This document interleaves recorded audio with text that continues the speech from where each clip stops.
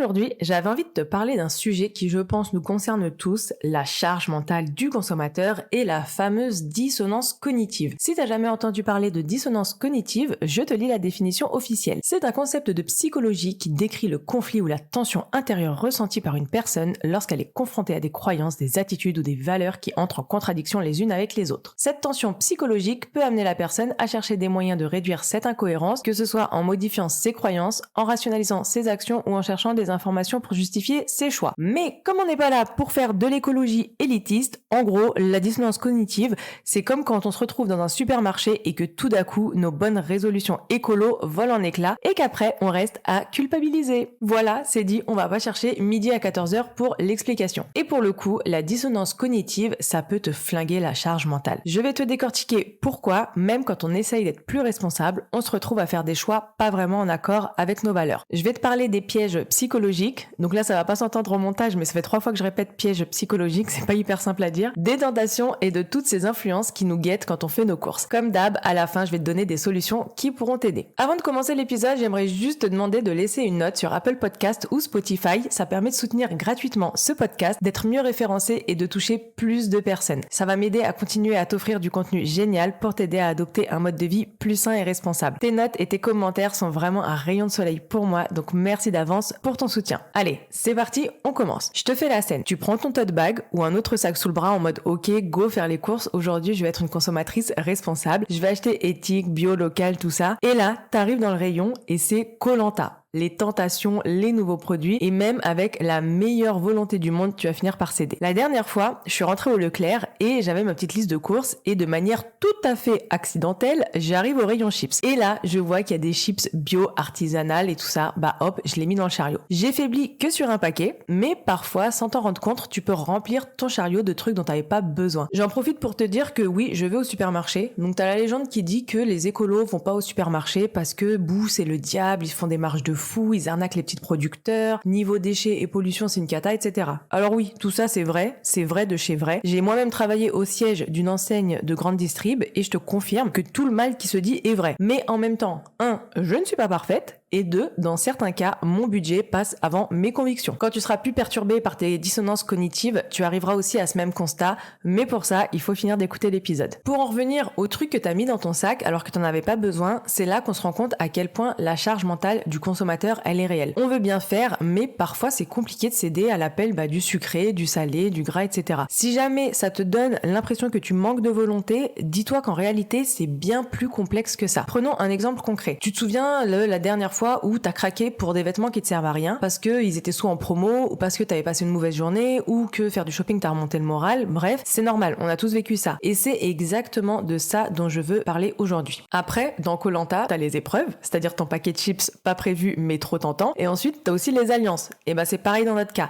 Il y a plein d'influences qui vont jouer un rôle majeur dans notre choix de consommation. Nos choix d'achat, c'est souvent le résultat d'un mix complexe entre différents acteurs. Tu peux être influencé par les prix, tes valeurs personnelles, la qualité des produits et bien sûr cette grande méchante publicité. Et tout ça, en fait, ça va contribuer à ta dissonance cognitive et parfois tu vas acheter des choses en contradiction avec tes principes. Je vais te donner un exemple concret sur les prix. Peut-être qu'un jour, tu as hésité entre 2 produits similaires, l'un bio et l'autre non. Le bio était un peu plus cher et tu t'es dit que tu voulais économiser un peu, donc tu as choisi l'option la moins chère même si tu préfères soutenir l'agriculture bio. Ça, c'est un exemple classique, clair, net et précis de la manière dont les prix influencent nos décisions. Après, t'as aussi tes valeurs personnelles qui vont jouer un rôle important. Tu veux soutenir des entreprises éthiques, respectueuses de l'environnement et ou locales, mais parfois tu t'y connais pas trop et ça peut être difficile de trouver ces produits et de les acheter à un prix abordable. C'est là que rebelote, tu vas avoir ta dissonance cognitive. On sait ce qu'on devrait faire, mais la réalité du budget nous pousse parfois dans une autre direction. T'as aussi la qualité des produits. Ça, c'est aussi un autre facteur. En fait, tu veux des produits qui durent et qui sont durables, mais parfois tu vas acheter des articles bon marché qui vont finir par se casser rapidement et tu vas te retrouver avec des déchets inutiles et la sensation d'avoir fait un mauvais choix. Le plus souvent, ça va arriver avec tes vêtements, disons de fast fashion ou les chaussures. En dernier, dans l'alliance, t'as la pub. La pub, elle nous inonde de messages pour des produits que t'aurais pas forcément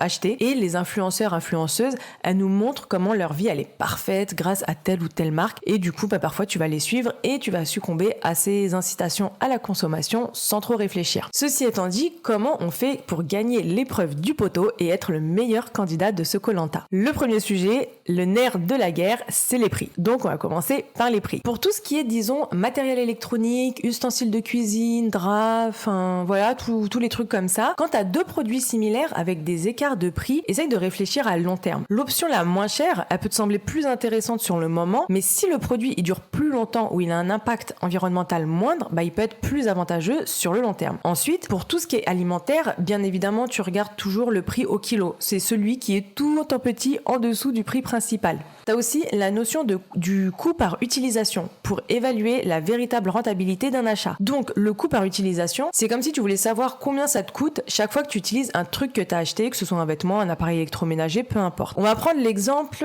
d'un manteau d'hiver. Imagine que tu trouves deux manteaux. Il y en a un à 100 € et l'autre à 200. À première vue, le manteau à 100 €, il semble être le choix le plus économique. Mais si tu creuses un peu, tu découvres que le manteau à 200 €, il est de meilleure qualité, il est plus chaud et il va durer plus longtemps que celui à 100 €. Maintenant, tu peux calculer le coût par utilisation. Disons que tu vas porter ce manteau tous les jours pendant tout l'hiver, soit environ 10 mois si tu habites à Paris, un peu moins si tu habites ailleurs. Le manteau à 100 €, il va s'user plus rapidement. Et peut-être que tu devras en acheter un nouveau l'année prochaine. Alors que le manteau à 200 €, il pourra durer plusieurs hivers sans problème. Donc le coût par utilisation, c'est le coût total que tu payes pour le manteau divisé par le nombre d'utilisations que tu en tires. Dans ce cas, le manteau à 200 €, il va te coûter moins cher par utilisation sur le long terme que celui à 100 € qui devra être remplacé plus tôt. En gros, c'est un moyen de savoir si un achat il est vraiment économique sur la durée. Ça va t'aider à prendre des décisions plus intelligentes lorsque tu fais des achats en te demandant si ça vaut vraiment le coup d'investir un peu plus au départ pour quelque chose qui durera plus longtemps. Personnellement, c'est ce que je fais pour mes affaires d'été et d'hiver. Pour mes chaussures d'hiver que je vais porter tous les jours pendant plusieurs semaines et pour plusieurs années, je peux facilement mettre 150 €.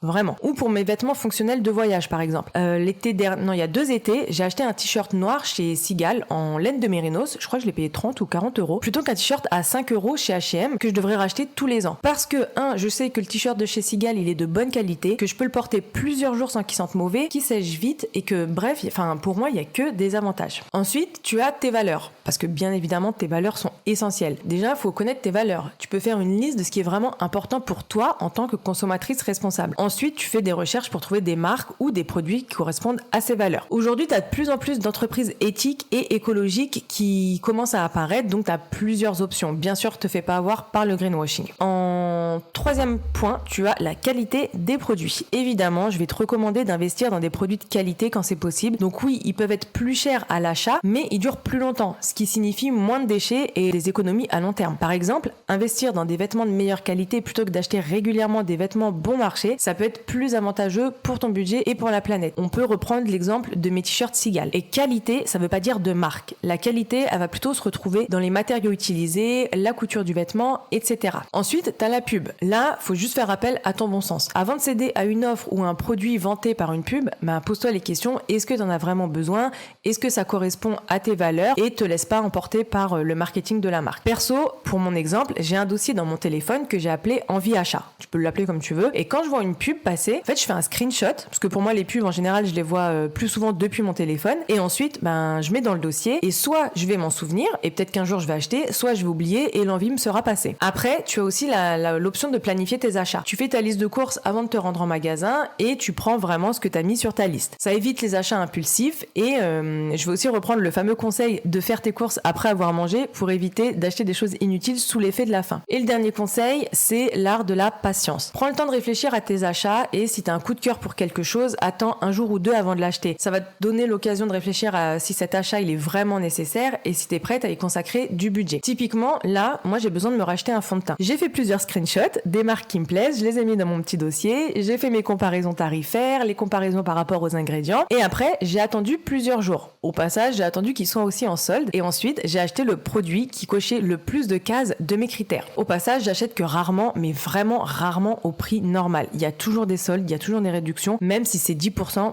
c'est toujours 10%. Et en plus, quand t'attends un truc que tu veux vraiment, quand tu l'obtiens, je trouve que perso, tu as plus de satisfaction et tu y tiens plus. Ton objet, il aura plus de valeur. Pour finir, voilà ce que tu devrais faire pour sortir de cette dissonance cognitive et essaye de te rappeler de ces conseils. Donc le premier, c'est de rester consciente de tes choix. Donc prends tes décisions en conscience. Avant de céder à un achat, pose-toi des questions sur tes motivations et tes valeurs. Et parfois, si tu as besoin de prendre une pause pour réfléchir, prends une pause pour réfléchir. Et le deuxième conseil, le plus important, c'est assume tes décisions. Une fois que tu as fait ton choix, en connaissance de cause, te prends pas la tête avec des regrets. Juste assume-le. Parce que la culpabilité et les remords, elles servent à rien. Au mieux ou au pire, apprends tes expériences et tu feras des meilleurs choix pour la prochaine fois. Sur ce, prends soin de toi et comme d'habitude, n'hésite pas à venir me parler sur Instagram pour me dire ce que tu as pensé de cet épisode. Tu peux me retrouver sous Le Monde de Mila et je te souhaite une excellente journée, soirée, où que tu sois.